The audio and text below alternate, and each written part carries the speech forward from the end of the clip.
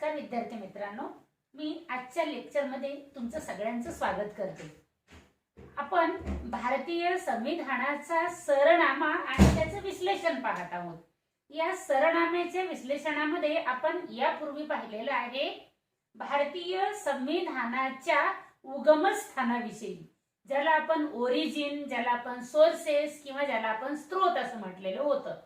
मला काही विद्यार्थ्यांचे फोन आले, त्यांनी सांगितलं की मॅडम आम्ही झूम ॲप द्वारे लेक्चर जॉईन केलेलं नाही, आमच्याकडे ती सुविधा नाहीये, आमच्यासाठी एक व्हिडिओ बनवून पाठवा। आणि म्हणून मी मुद्दाम त्यांच्यासाठी हा व्हिडिओ बनवत आहे। विद्यार्थी मित्रांनो, आज आपण पाहणार आहोत राज्य व्यवस्थेचं किंवा शासन व्यवस्थेचं स्वरूप कसं आहे। भारत हे एक राष्ट्र राज्य आहे। राष्ट्र राज्य कशाला म्हणतात हे आपण मागच्या वर्षी पाहिलेलं आहे, आता पुन्हा मी नाही सांगणार तुम्हाला।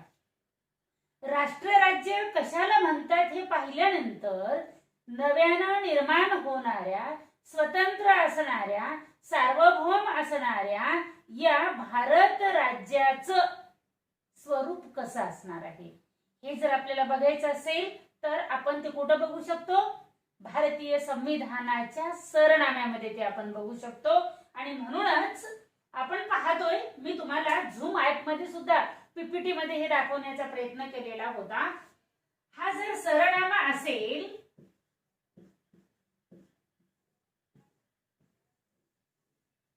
हा सरनामा जर असेल तर या सरनाम्याला 4 पिल्लर आहेत विद्यार्थी मित्रांनो। हा एक पिल्लर, हा एक पिल्लर, हा एक पिल्लर आणि हा एक पिल्लर।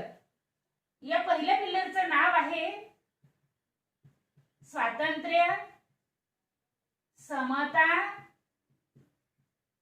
न्याय आणि बंधुता। म्हणजे सरनामा समजून घ्यायचा असेल तर त्याच्यासाठी जे पिल्लर आहेत आणि त्या पिल्लरच्या समोर जे उभे आहेत ना, हे द्वारपाल आहेत। स्वातंत्र्य, समता, न्याय, बंधुता हे द्वारपाल आहेत। म्हणजे ज्याला स्वातंत्र्य मान्य आहे, ज्याला समता मान्य आहे, ज्याला न्याय मान्य आहे, ज्याला बंधुता मान्य आहे, अशा लोकांना या सरनाम्याकडे जाता येतं, पाहता येतं, समजून घेता येतं। आणि हा सरनाम्याचा रस्ता कुठं जाणार आहे? संविधानाकडे जाणार आहे।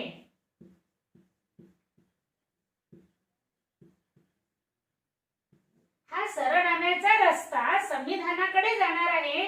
आणि ज्या संविधानामध्ये आपण पाहतोय, मी बाजूला एक इथं भारताच्या संविधानाचं म्हणजे पुस्तक रूपाने उपलब्ध असलेलं मी साधन तुमच्या समोर ठेवलेलं आहे, ज्याला आपण पाहतोय 395 कलमे, 12 परिशिष्टे, ज्याला आपण पाहतोय की हा सरनाम्याचा मार्ग असा संविधानाकडे जातोय।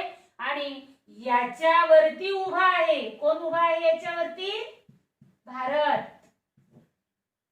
काय आहे भारत? हे राष्ट्र राज्य। भारत हे राष्ट्र राज्य। हे राष्ट्र राज्य कशावरती उभं आहे? या संविधानावरती उभं आहे। आणि या संविधानाचं रिफ्लेक्शन कुठं आहे? या सरनाम्यामध्ये आहे। आणि सरनाम्यामध्ये जे आहे ते संविधानामध्ये आहे का नाही हे पाहण्यासाठी आपल्याला संविधान समजून घ्यावं लागणार आहे। आणि या संविधानामधल्या प्रत्येक तरतुदीचा आशय, अर्थ आपल्याला सरनाम्यामध्ये पाहावा लागणार आहे। आणि म्हणून सरनामा आणि संविधान या दोन्ही गोष्टी भारतीय राज्य व्यवस्थेमध्ये, शासन व्यवस्थेमध्ये, समाज व्यवस्थेमध्ये, अर्थव्यवस्थेमध्ये अत्यंत महत्त्वपूर्ण समजल्या जातात। आणि त्यालाच आपण म्हणतोय की भारताच्या राज्य व्यवस्थेचं स्वरूप काय, शासन व्यवस्थेचं स्वरूप काय। आणि ते जर समजून घ्यायचं असेल तर आपण सरनाम्याच्या माध्यमामधून सरनामा टू संविधान आणि संविधान टू सरनामा या दोन्ही मार्गाने, द्विमार्ग पद्धतीने आपण ते समजून घेण्यासाठीचा प्रयत्न करणार आहोत। आज आपण दोनच गोष्टी या ठिकाणी पाहणार आहोत। पहिली आहे ती म्हणजे सार्वभौमत्व आणि दुसरी आहे ती म्हणजे समाजवाद। विद्यार्थी मित्रांनो, जेव्हा आपण सरनामा वाचतो ना, तो सरनामा वाचत असताना त्याच्या पहिल्या ओळीमध्ये आपण पाहिलेले यापूर्वी, आम्ही भारताचे लोक भारताचे एक सार्वभौम समाजवादी धर्मनिरपेक्ष लोकशाही गणराज्य घडवण्याचा, ही जी पहिली ओळ आहे ना, पहिली लाईन जी आहे ना, ही अतिशय महत्वपूर्ण आहे. यामध्ये काय आहे, भारताचं स्वरूप काय आहे, नेचर ऑफ स्टेट काय आहे, तर पहिलं नेचर ऑफ स्टेट काय आहे, सार्वभौमत्व.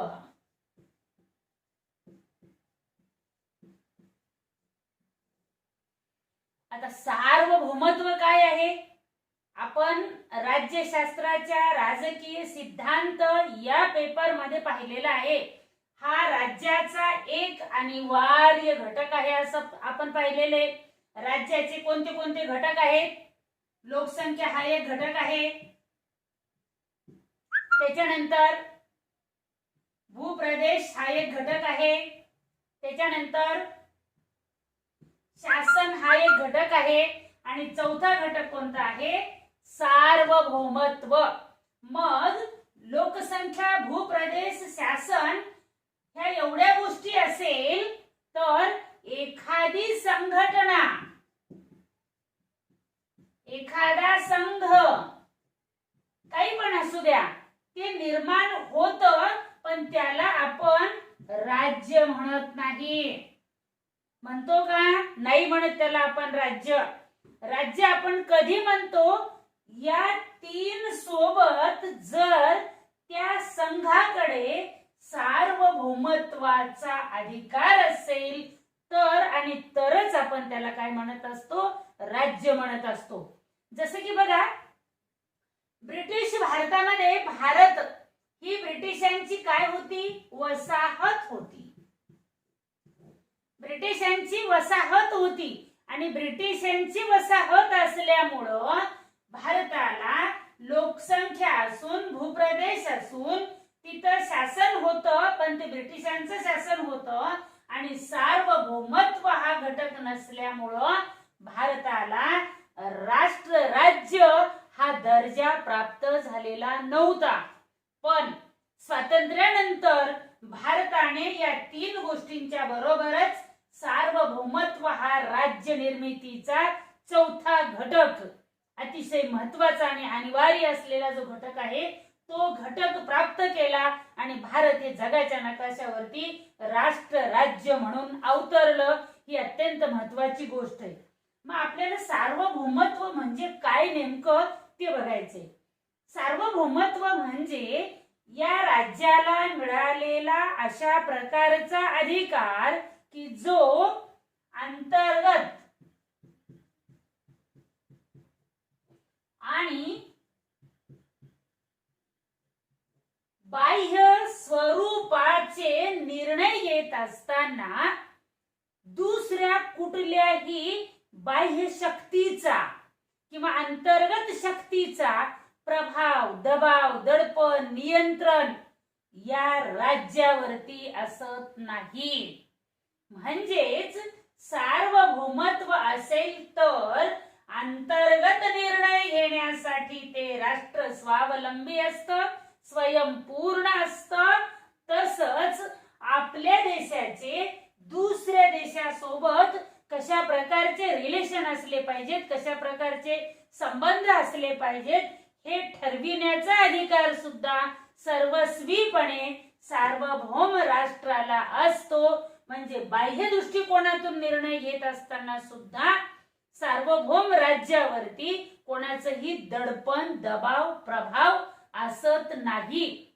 म्हणजेच आम्ही भारताचे एक सार्वभौम राज्य निर्माण करण्याचा, सार्वभौम राज्य निर्माण करण्याचा म्हणजे आमच्या अंतर्गत धोरणांमध्ये आणि परराष्ट्रीय किंवा आंतरराष्ट्रीय धोरणामध्ये, ज्याला बाह्य धोरण असं म्हणतो आपण, त्या बाह्य धोरणांमध्ये कुणाचाही हस्तक्षेप असणार नाही, कुणाचाही दबाव, दडपण, प्रभाव असणार नाही. याला आपण काय म्हणतो, सार्वभौमत्व असं म्हणतो. आणि भारताला भारताच्या लोकांनी एक सार्वभौम राज्य बनवण्यासाठीचा उद्देश समोर ठेवून हे संविधान निर्माण केल्याचं या सरनाम्याच्या विश्लेषणामधून आपल्याला पाहायला मिळतं. म्हणजे तुमच्या हे लक्षात आलेलं असेल, राज्य तोपर्यंत राज्य बनत नाही जोपर्यंत त्याला सार्वभौमत्व हा अधिकार मिळत नाही. एखादी विद्यार्थ्याची संघटना असेल, एखादी शिक्षक प्राध्यापकाची संघटना असेल, एखादी कामगार संघटना असेल, एखादा राजकीय पक्ष असेल, एखादं महाविद्यालय असेल, काहीही असेल, यांच्याकडे काय काय असतं बघा तुम्ही. यांच्याकडे भूप्रदेश म्हणजे त्यांची ठराविक अशी जमीन असते, भूमी असते. त्यांचे फॉलोअर्स, अनुयायी त्यांचे म्हणजे त्यांच्याकडे लोक असतात आणि त्याचबरोबर त्यांचं म्हणजे त्यांची यंत्रणा चालवणारा घटक म्हणजे त्यांच्याकडे शासन असतं, पण त्यांच्याकडे नसतो सार्वभौमत्वाचा अधिकार. आणि म्हणून यांनी दिलेले, मग ते कुठल्याही युनियनचे असो, यांनी दिलेले जे केलेले कायदे असतात, आदेश असतात, ते राज्यातल्या सर्वांवरती बंधनकारक असत नाहीत, कारण त्यांच्याकडे सार्वभौमत्वाचा अधिकार नसतो. म्हणून सार्वभौमत्व ही राज्याची बेसिक कंडिशन किंवा बेसिक एलिमेंट आहे असं आपल्याला पाहता येतं. याच्यानंतर आपण बघणार आहोत कशा प्रकारचं राज्य. राज्य आपण काय पाहतोय, नेचर ऑफ स्टेट. कशाच्या आधारे पाहतोय आपण, प्रियम्बलच्या आधारे. कुठं आहे हे सगळं, भारताच्या संविधानामध्ये. ओके, भारताच्या संविधानामध्ये भारताच्या सरनाम्यानुसार त्याचं नेचर काय आहे, स्वरूप काय आहे ते आपण पाहत आहोत. आम्ही भारताचे लोक भारताचे एक सार्वभौम समाजवादी, हा पुढचा शब्द आहे. 2 नंबरचा शब्द काय आहे, समाजवादी.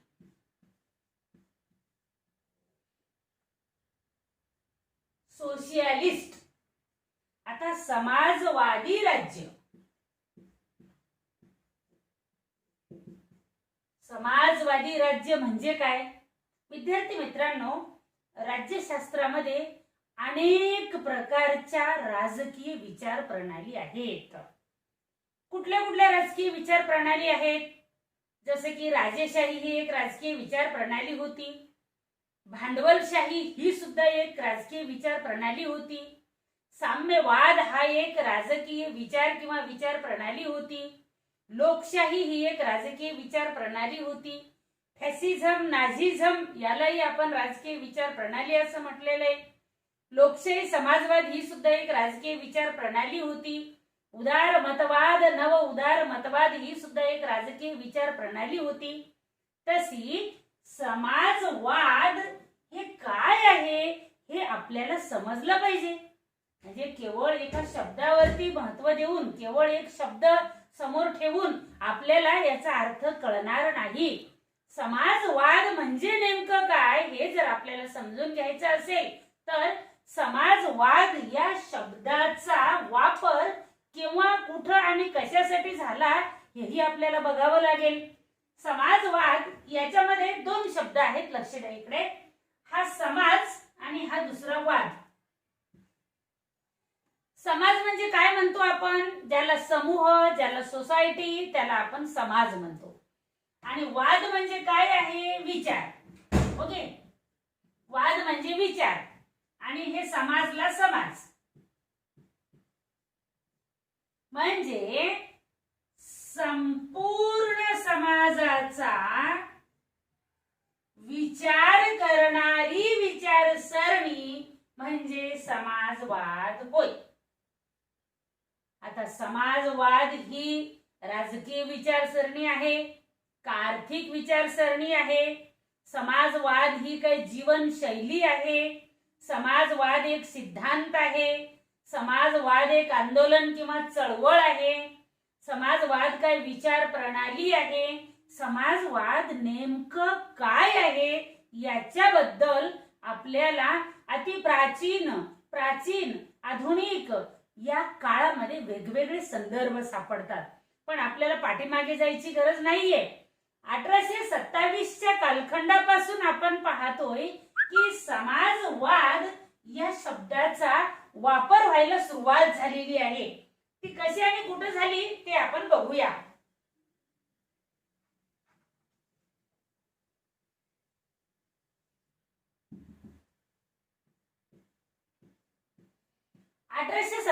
मध्ये रॉबर्ट ओवेन हा ब्रिटिश विचारवंत कोऑपरेटिव्ह मॅगझिन या त्याच्या लिखित साधनामध्ये पहिल्यांदा समाजवाद या शब्दाचा प्रयोग करतोय. ओके,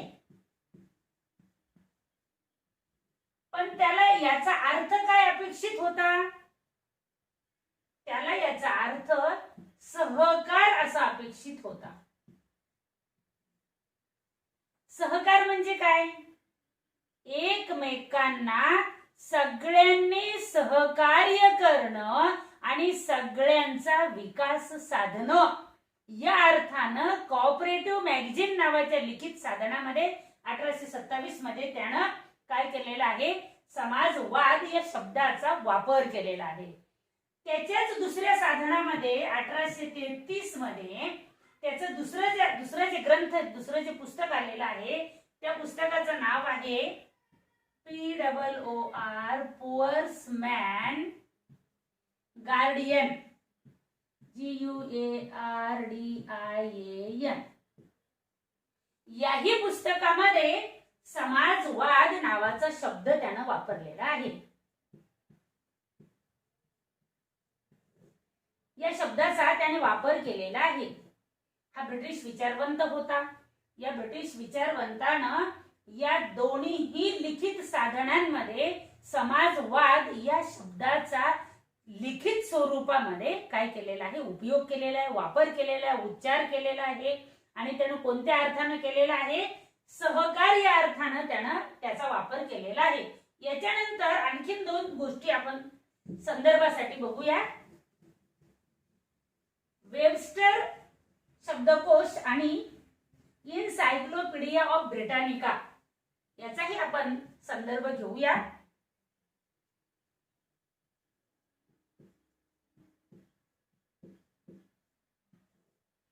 वेबस्टर शब्दकोशाप्रमाणे समाजवाद हा एक सिद्धांत आहे आणि ही एक चळवळ आहे की या चळवळीमध्ये कशाची मागणी करण्यात आलेली आहे? उत्पादनाच्या साधनांची मालकी ही व्यक्तिगत असू नये, तर ती कशी असावी? सार्वजनिक स्वरूपाची असावी. अशा प्रकारची मागणी, अशा प्रकारचा उद्देश ठेवून उदयाला आलेला विचार म्हणजे समाजवाद असा याच्यामध्ये अर्थ आपल्याला सापडतो. त्यानंतर आपण बघूया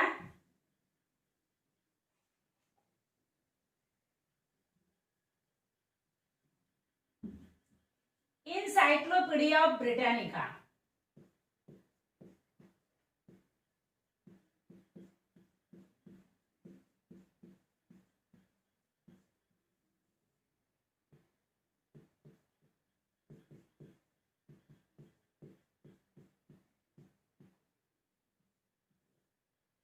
यामध्ये सुद्धा संपत्तीचं वाटप, वितरण, मालकी, नियंत्रण या सगळ्या गोष्टी सामूहिक असाव्यात किंवा राज्याच्या मालकीच्या असाव्यात अशा प्रकारचा विचार करणारी विचार प्रणाली म्हणजे समाजवाद. अशा प्रकारचा अर्थ आपल्याला या दोन्ही शब्दकोशामध्ये सापडतो. याचा अर्थ असा, आपल्याला हे लक्षात यायला हवं, याचा अर्थ असा की भारताच्या संविधानामध्ये, भारताच्या सरनाम्यामध्ये जरी मूर्त रूपामध्ये 1976 ला 42व्या घटना दुरुस्तीनं समाजवाद हा शब्द प्रयोग केलेला असला तरी सुद्धा घटनेच्या भाग 4 मध्ये राज्य धोरणाची मार्गदर्शक तत्वे किंवा नीती निर्देशक तत्वे, directive principles of state policy यामधून समाजवादाची सर्व तत्व आपल्याला पाहायला मिळतात आणि म्हणूनच भारतीय संविधान सरनाम्यामध्ये समाजवाद या शब्दाचा वापर करण्यासाठी वचनबद्ध झालेला आहे.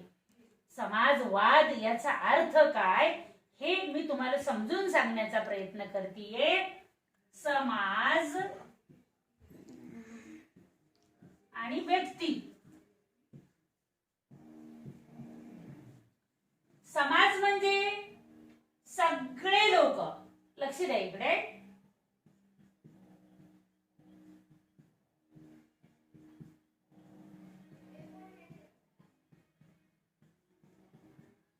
समाज म्हणजे हे सगळे लोक इथं असलेले आणि व्यक्ती म्हणजे कोण? ही एक व्यक्ती. याला आपण काय म्हणतो? सिंगल पर्सन, इंडिव्हिज्युअल, व्यक्ती. आणि समाज म्हणजे कोण? हे सगळे त्याच्यामध्ये आले. म्हणजे जे एखाद्या राष्ट्र राज्यामध्ये राहतात ना ते सगळेच त्याच्यामध्ये आले. मग ते कोणत्याही जातीचे, कोणत्याही धर्माचे, स्त्री पुरुष सगळे सगळे, कोणतीही भाषा बोलणारे असो, कोणत्याही घटक राज्यात राहणारे असो, त्यांचा जन्म कुठेही झालेला असो, कोणीही असो, हे सगळे याला काय म्हणतो आपण? याला समाज म्हणतो आपण. हे सर्व जण असतात त्याला समाज म्हणतो आपण. आणि व्यक्ती म्हणजे इथं एक असते त्याला आपण व्यक्ती म्हणतो. म्हणजे तुमच्या हे लक्षात आलेलं असेल राज्यशास्त्रामध्ये अशा काही विचारसरणी आहेत की ज्या विचारसरणी समाज हिताला महत्व देणारे आहेत आणि काही विचारसरणी ह्या व्यक्ती हिताला महत्व देणारे आहेत. व्यक्ती हिताला महत्व देणाऱ्याही काही विचारसरणी आहेत आणि समाज हिताला महत्व देणाऱ्याही काही विचारसरणी आहेत. समाजवाद ही विचारसरणी व्यक्ती हितापेक्षा समाज हिताला अधिक महत्व देते आणि म्हणून भारताच्या संविधानानं, भारताच्या सरनाम्यामध्ये समाजवाद हा आशय असलेली स्वातंत्र्य, समता, न्याय, बंधुता या 4 मूल्यांवरती उभ्या असलेल्या सरनाम्याला अतिशय महत्वपूर्ण पद्धतीनं आपल्या समोर ठेवण्याचा प्रयत्न करते. समाजवादाची ही संकल्पना आपल्याला एकदा का चांगली समजली ना की पुन्हा तुम्हाला त्याच्याकडे बघायची गरज पडणार नाही. कारण हे काय आहे? बेसिक नॉलेज आहे. हे समजलं की आपल्याला पुढच्या सगळ्या गोष्टी खूप चांगल्या पद्धतीने समजणार आहेत.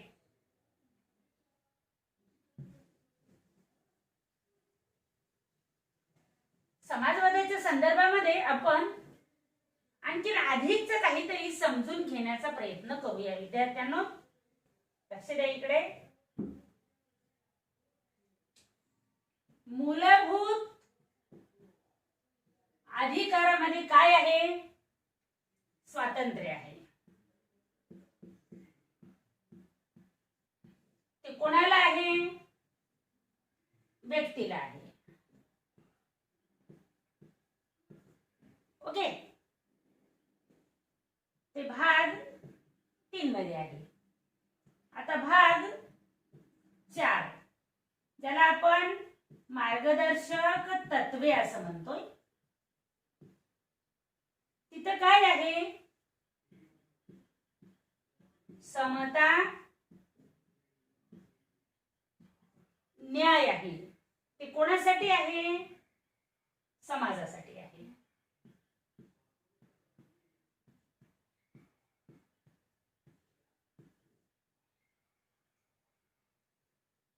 मूलभूत अधिकार व्यक्तीसाठी आहेत ज्याचा बेस हा स्वातंत्र्य आहे. अनेक अधिकार आहेत ज्याच्याबद्दल आपण नंतरच्या लेक्चर मध्ये बघणार आहोत. मार्गदर्शक तत्वे ज्याचा आधार समता आणि न्याय निर्माण करणं असा आहे आणि ती कोणासाठी आहेत? समाजासाठी आहेत. मागच्या वर्षीच्या राज्यशास्त्राच्या थेअरीच्या पेपरमध्ये आपण राज्य, साधन आणि राज्य साध्य ही एक विचारसरणी बघितली. त्याच्यानंतर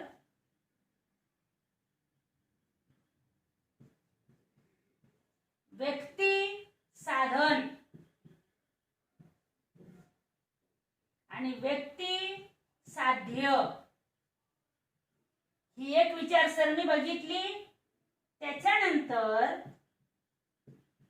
समाज हे साध्य आणि समाज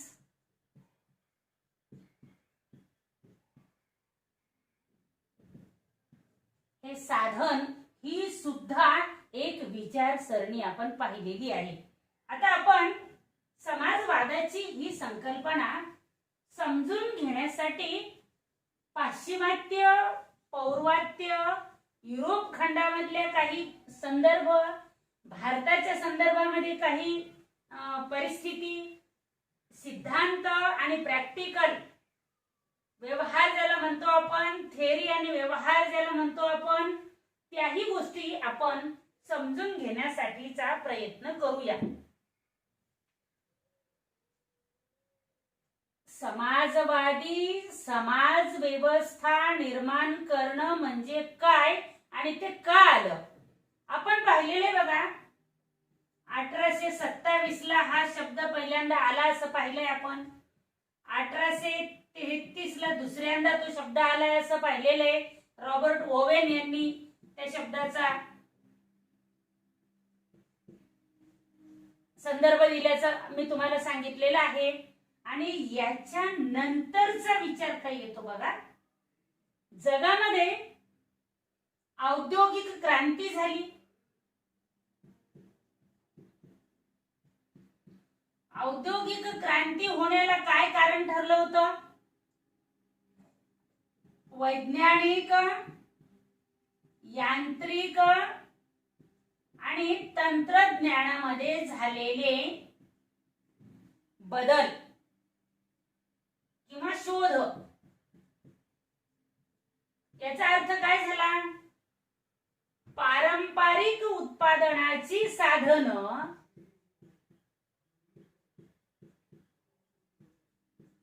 नाहीशी झाली, नवीन उत्पादनाची साधनं निर्माण झाली आणि त्या औद्योगिक क्रांतीनं जन्म दिला कशाला? भांडवलशाहीला.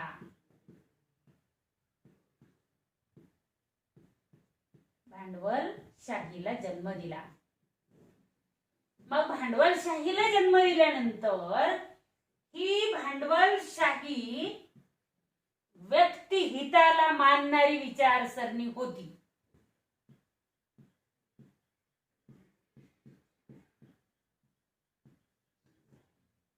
भांडवलशाही व्यक्तिहिताला मानणारी विचारसरणी होती.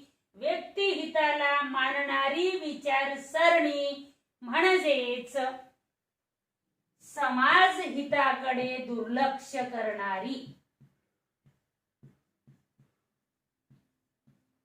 समाज हिताकडे दुर्लक्ष करणारी विचारसरणी होती. आणि या विचारसरणीनं संपूर्ण युरोपभर, इंग्लंड पासून ते सगळीकडे युरोपभर म्हणजे मोठ्या प्रमाणावरती आपला प्रभाव निर्माण केला. राजकारण, अर्थकारण, समाजकारण सगळं आपल्या ताब्यात घेतलं आणि मानवी समाजाचं 2 प्रकारे विभाजन केलं गेलं. कोणते 2 प्रकार होते ते? आहे रे विरुद्ध नाही रे. आता आहे रे काय आहे आणि नाही रे काय आहे लक्ष द्या. सत्ता, संपत्ती, प्रतिष्ठा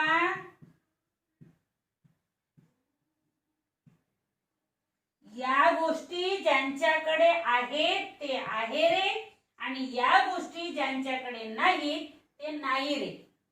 म्हणजे उत्पादनाचं पारंपरिक साधन हे भांडवलशाहीमध्ये, औद्योगिक क्रांतीमध्ये बदललं गेलं. कारखानदारी वाढली मोठ्या प्रमाणामध्ये आणि त्या कारखानदारीनं काय केलं, कामगारांना जन्म दिला.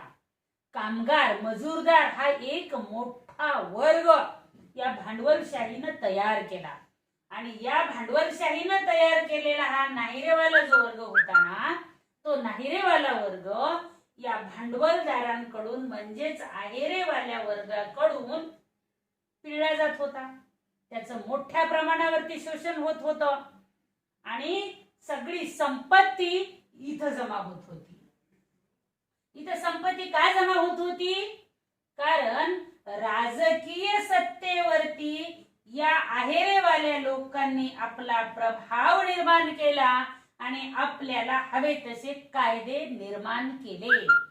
म्हणजे राजकीय सत्ता स्वतःच्या ताब्यात ठेवली, आर्थिक सत्ता स्वतःच्या ताब्यात ठेवली, औद्योगिक सत्ता स्वतःच्या ताब्यात ठेवली आणि सत्ता आणि संपत्तीचं केंद्रीकरण केलं. सत्ता आणि संपत्तीचं केंद्रीकरण केल्यामुळं आपोआपच समाजामध्ये आर्थिक विषमता निर्माण झाली, आर्थिक शोषण निर्माण झालं, संपत्ती ठराविक लोकांकडे बंद झाली आणि मोठ्या प्रमाणावरती ज्याला आपण कामगार म्हणतो, ज्याला आपण मजूरदार म्हणतो, तो मजूरदार वर्ग हा हालाकीचं जीवन जगू लागला. कारण भांडवलदारांनी नफा मिळवण्यासाठी कामगारांचं प्रचंड प्रमाणामध्ये शोषण केलं आणि या शोषणाला बळी पडलेल्या लोकांनी संघटितपणे काही चळवळी निर्माण केल्या, चळवळी उभ्या केल्या आणि त्याचं मूर्त रूप ज्याला आपण म्हणतोय की समाजवादी चळवळ, समाजवादी आंदोलन, मग समाजवादी पक्ष आले, राजकारणाला कलाटणी दिली गेली, जगाच्या राजकारणाला, आणि त्यातून पुढे कार्ल मार्क्सचा सिद्धांत पुढे आला साम्यवादाचा. आणि या सगळ्या गोष्टी केवळ आणि केवळ कशाच्यासाठी आल्या? उत्पादनाच्या साधनांवरती. एका विशिष्ट लोकांची मालकी नको, उत्पादनाच्या साधनांवरती समाज म्हणजेच राज्याची मालकी असावी आणि हे उत्पादन सर्व लोकांच्या मध्ये समान न्यायाच्या पद्धतीनं वितरित केलं जावं, वाटप करून दिलं जावं. बर्नार्ड शॉ नावाच्या विचारवंतानं सुद्धा हे सांगितलं की खाजगी प्रकारच्या सगळ्याच गोष्टींचं उच्चाटन करून, खाजगी संपत्तीचं उच्चाटन करा, खाजगी उद्योग धंद्यांचं उच्चाटन करा आणि या सगळ्यांचं उच्चाटन करून जमा होणार उत्पन्न संपूर्ण लोकसंख्येमध्ये समतेच्या तत्वानं आणि न्यायाच्या तत्वानं वाटून द्या, विभागून द्या. प्रत्येकाला त्याचा हिस्सा मिळाला पाहिजे. म्हणजे तुमच्या हे लक्षात आलेलं असेल की समाजवाद ही विचारसरणी, जसं लोकशाही ही राजकीय विचारसरणी आहे असं आपण म्हणतो, लोकशाही ही एक जीवन जगण्याची पद्धत आहे, वे ऑफ लाईफ असंही म्हणतो आपण. तसं समाजवाद ही सुद्धा एक राजकीय विचारसरणी, एक आर्थिक विचारसरणी आणि एक जीवनशैली आहे असं प्रोफेसर गार्नर या विचारवंतांना सुद्धा स्पष्ट केलेलं आहे. विद्यार्थी मित्रांनो, आपल्याला समाजवाद भारताच्या राज्यघटनेमध्ये कसा आला, का आला हे पाहणं सुद्धा अत्यंत महत्वाचं आहे. तुम्हाला सांगत असताना मला आवडेल, पंडित जवाहरलाल नेहरू यांच्यावरती रशियन चळवळीचा मोठा प्रभाव होता. रशियाची प्रगती कशी झाली? सोव्हिएट रशिया त्याला म्हणतो आपण. रशियामध्ये साम्यवादी विचारसरणी, समाजवादी विचारसरणी आणि अमेरिकेमध्ये मात्र भांडवलशाहीवादी विचारसरणी होती. त्यांच्यामधलं शीत युद्ध सुद्धा आपल्याला माहित आहे. जगामध्ये प्रदीर्घ काळपर्यंत रशिया विरुद्ध अमेरिका हा संघर्ष होता, हेही आपल्याला माहित आहे. आणि हा संघर्ष विचारसरणी मधला संघर्ष होता. इथं काय होतं? भांडवलशाही होती. इथं काय होता? साम्यवाद किंवा समाजवाद होता इथं. आणि ह्या दोन्ही मधला संघर्ष कोणत्या नावाने ओळखला जातो? शीतयुद्ध.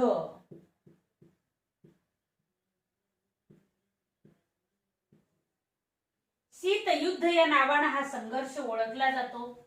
भारतामध्ये पंडित स्वातंत्र्य आंदोलनामध्ये काम करणारे जवळपास सगळेच लोक पाश्चिमात्य देशांमध्ये राहून आलेले होते. तिथल्या प्रथा परंपरा, तिथल्या राजकीय चळवळी, तिथली आर्थिक व्यवस्था, सांस्कृतिक व्यवस्था, तिथलं उदार सामाजिक कल्चर, या सगळ्या गोष्टी त्यांनी जवळून पाहिलेल्या होत्या. म्हणजे भारतामध्ये पारंपरिक अर्थानं जी विषमता प्रधान व्यवस्था होती ती पाश्चिमात्य देशांमध्ये ज्या पद्धतीनं उदारमतवादी व्यवस्था होती ती पाहता भारतात परतल्यानंतर इथल्या प्रत्येक भारतीय माणसाला असं वाटू लागलं की भारतामध्ये सुद्धा परंपरा आधारित कर्मठ व्यवस्थेऐवजी उदारमतवादी व्यवस्था इथं आली पाहिजे. लोकशाही व्यवस्था आली पाहिजे, समाजवादी व्यवस्था आली पाहिजे. आणि म्हणूनच पंडित जवाहरलाल नेहरू यांच्या प्रभावामुळं भारतामध्ये मोठ्या प्रमाणामध्ये समाजवाद नावाच्या विचारसरणीला बळ मिळालं. 1955 मध्ये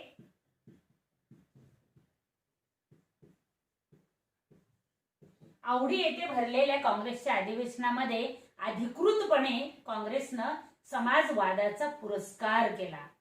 समाजवादी अर्थव्यवस्था स्वीकारली आणि समाजवादी अर्थव्यवस्थेसाठी काँग्रेसनं काय केलं?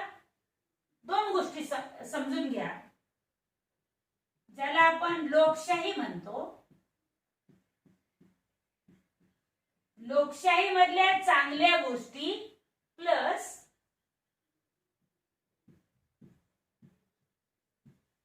समाजवादामधल्या चांगल्या गोष्टी, या दोन्हीही एकत्र केल्यानंतर निर्माण होणारा विचार म्हणजे लोकशाही समाजवाद.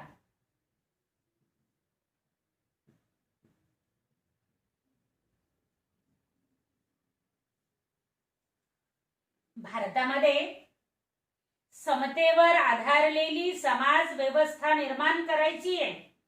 भारतामध्ये आर्थिक दृष्ट्या वंचित आणि शोषित घटकांना न्याय पण द्यायचा आहे. पण तो करत असताना हिंसक मार्गाचा वापर करता येणार नाही. तर कुठल्या मार्गाचा वापर केला जाईल? लोकशाही मार्गाचा वापर केला जाईल. लोकशाही मार्ग म्हणजे निवडणुका,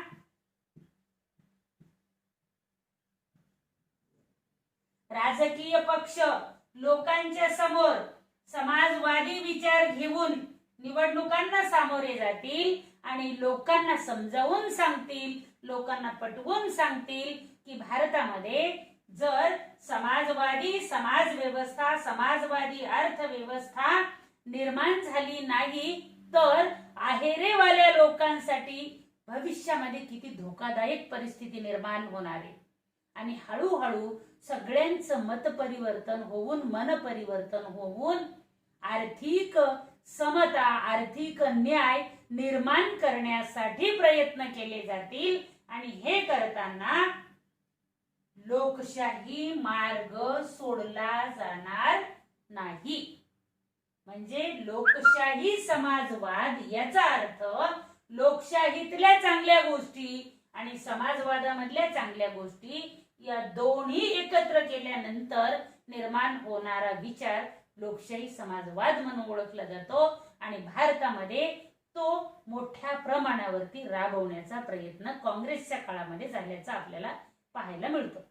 आता समाजवादामध्ये काय काय कसं कसं असतं हे आपण बघूया.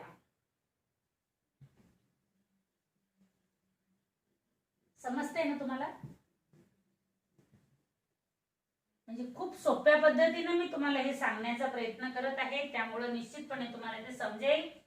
जरी तुम्हाला काही अडचणी असतील तरी तुम्ही आपल्या गुगल क्लासरूम वरती त्या अडचणी माझ्यासोबत शेअर करत चला.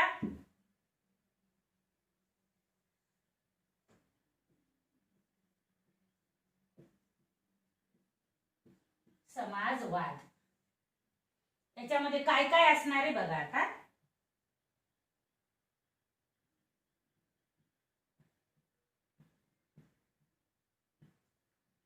उत्पादनाची साधने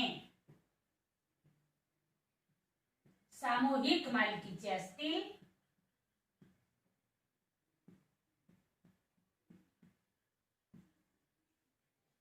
उत्पादनाची साधने राज्याच्या नियंत्रणात असतील.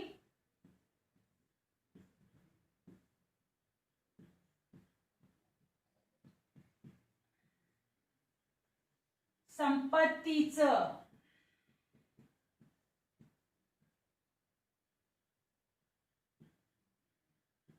समान न्यायाच्या तत्वावर वितरण झालेलं असेल. सर्वांना रोजगार, सर्वांना उत्पादनात वाटा,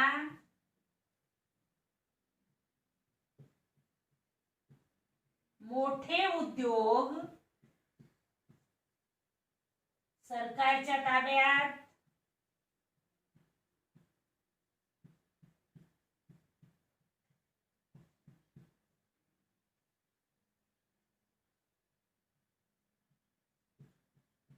पर्याप्त वेतन, त्यानंतर स्त्री पुरुषांना समान वेतन, त्यानंतर बालके, वृद्ध, निराधार यांना शासनाचा आधार. याशिवाय आणखी काही गोष्टी आहेत ज्या आपण टप्प्याटप्प्याने बघूया, कारण एकदा का तुम्हाला समाजवाद ही संकल्पना चांगली समजली ना की भारताचं संविधान तुम्हाला खूप चांगल्या पद्धतीनं समजून घेता येईल.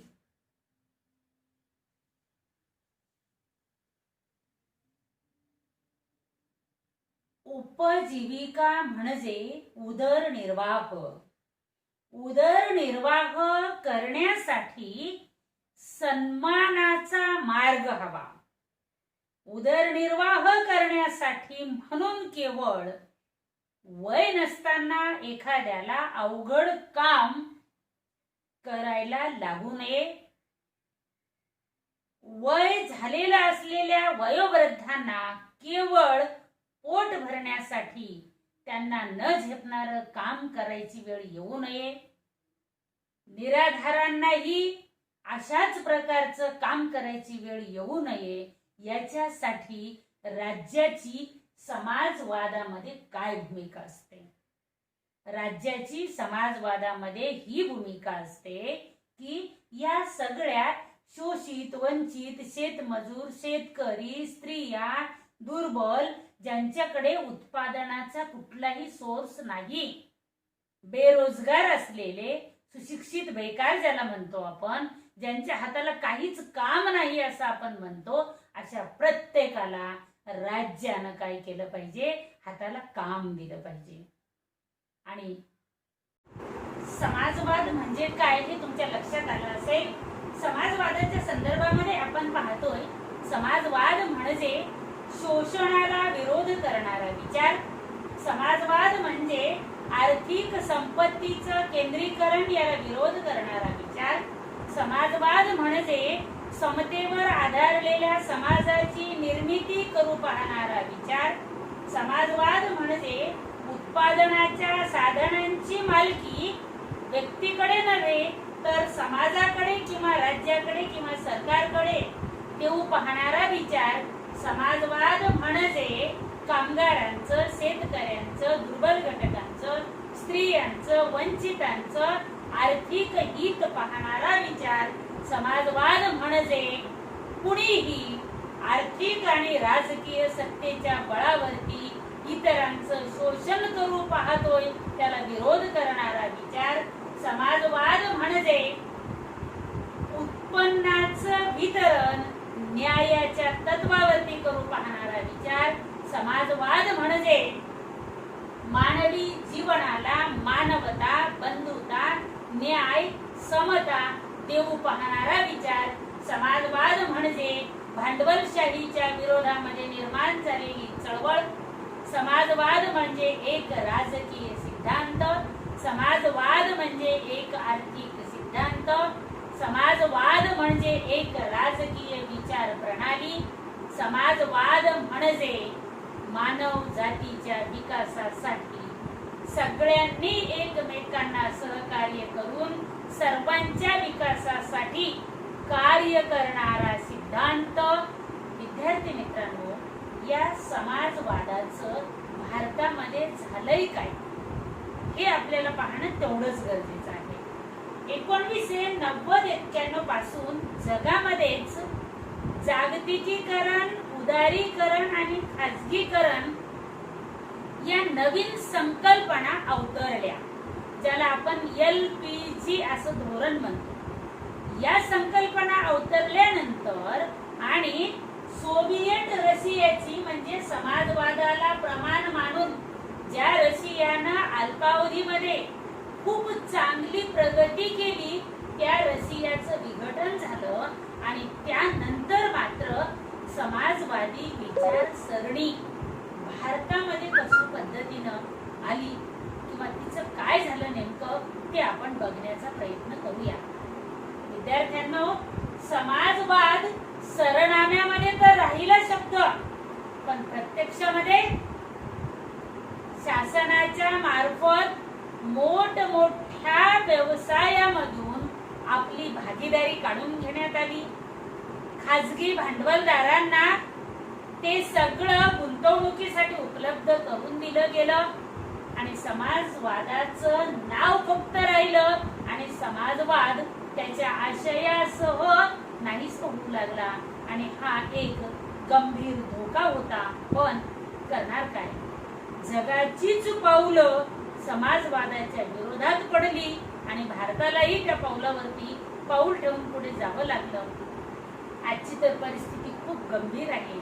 आपण पाहतोय लोखंड असेल, सिमेंट असेल, रेल्वे असेल, दळणवळण असेल, पोलाद असेल, ज्या मोठे उद्योगधंदे ज्याला म्हणतो ना आपण, त्या मोठ्या उद्योगधंद्यांमध्ये सुद्धा रेल्वेचे मार्ग असतील, मोठमोठे विमानतळ असतील, या सगळ्यांच्या मध्ये खाजगी भांडवलाला रान मोकळं केलेलं आहे आणि समाजवादाचं भारतातलं भविष्य हे चिंतनीय आहे। याचा मात्र तुम्हाला नक्कीच विचार करावा लागेल, कारण तुम्ही या देशाचे भावी आणि जबाबदार नागरिक आहात। आपण इथे थांबूया।